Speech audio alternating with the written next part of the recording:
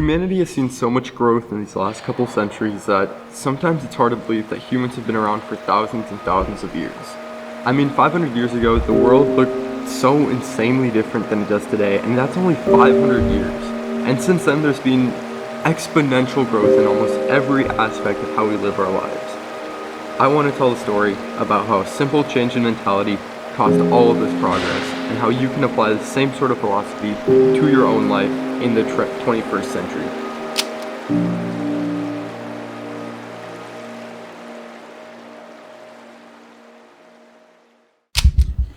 Oh, alright, this place is absolutely beautiful. I'm at the Boynton Beach Public Library, and it's like a modernized castle. Like, it is huge, and it's just insane. I'm very, very fortunate to be here. Anyway, the philosophy that I want to talk about today is a change in mentality between knowing everything and accepting the fact that you can learn more. And I feel like this first starts with the Story of Gilgamesh, which was invented in the ancient Mesopotamian society in the year 2100 BC. And how the story goes is that there was once a man named Gilgamesh, and he was beautiful, he was the conqueror, he was the king of Uruk, he had everything. He had women, money, everything. And this guy was the guy. Anyway, his friend died, and eventually he got obsessed with the idea of conquering death. So he goes and he accomplishes all sorts of challenges, all sorts of obstacles, and eventually meets a guy who did conquer death. And the guy tells him that if he stays awake for 7 days, then he will grant him eternal immortality. So this guy fails and accepts that conquering death is not possible. He fails at conquering death, and this is the first time that he's failed at. This is the one thing that at this point of the human stage that humans have to accept, that death is the only way out. Humans have to accept that death is coming, and at some point you will die. That is the one constant in human nature during that point. In 2100 BC, people knew that death was their fate. There was no way out. People lived small roles into their society in order to get a promising afterlife, and they didn't really question this fact. This was just set in stone. It was just, they followed the rules and they lived their life according to those rules set by their kings, set by their religions, and they followed these rules to death for a promising afterlife. Now, no one questioned that belief, no one questioned the rules, no one questioned the king's rules, no one questioned if that's really how they should be living. And the scientific revolution really changed this because it changed the mentality of questioning. The scientific revolution allowed people to question existence, allowed people to question why things were the way they were and why things happened the way they happened.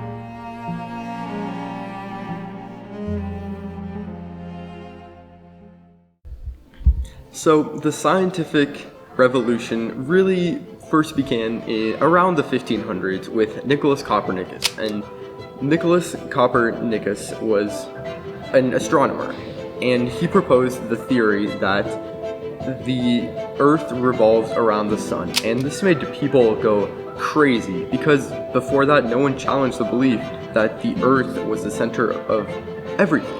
People believed that everything revolved around the Earth. The sun, the moon, galaxies, everything revolved around the Earth, and the stars were holes that people could, when people go through them, the outside of the universe, it would be heaven. This is what people believed. Now, the Copernicus theory really agonized people because it challenged all of their belief, all of their lives, all of their everything that they have done. This Copernicus theory led to the questioning of human existence for the first time in human existence. It really made people ponder the question why, because again, it destroyed all of their current beliefs, and they were now left to come up with new beliefs and come up with why, come up with how, come up with all these different questions that allowed science and math to evolve into what it is today. It allowed education and everything that we've accomplished over the last 500 years to be accomplished.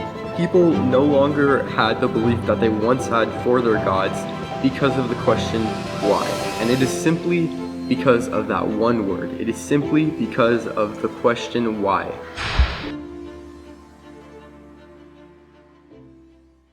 Alright, so before I talk about how you can apply this philosophy to your own life, I want to talk a little bit about what inspired this video. Please keep in mind that this video is not sponsored, so this is purely a book recommendation without any money being given to me.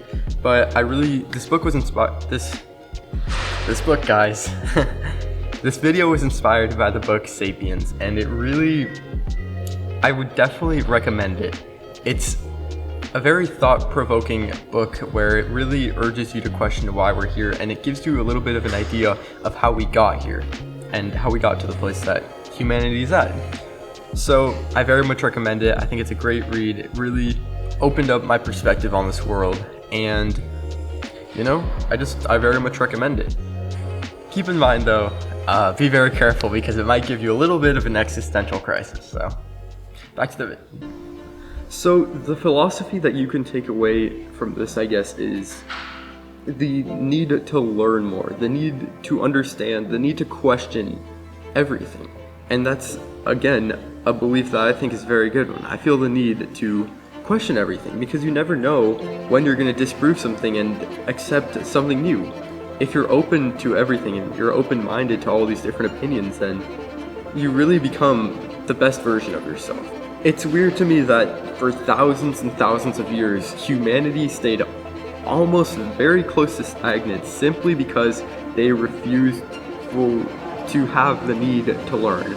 They thought they knew everything. They thought their religious superior people were the all-knowing.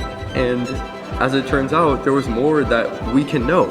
And that's what led to this growth for the last 500 years. So how you can apply this to your own life every day is just be open-minded. Accept the learning that is coming, accept that you are going to learn, accept that there is always more to learn, and have that drive to learn, to understand, to question.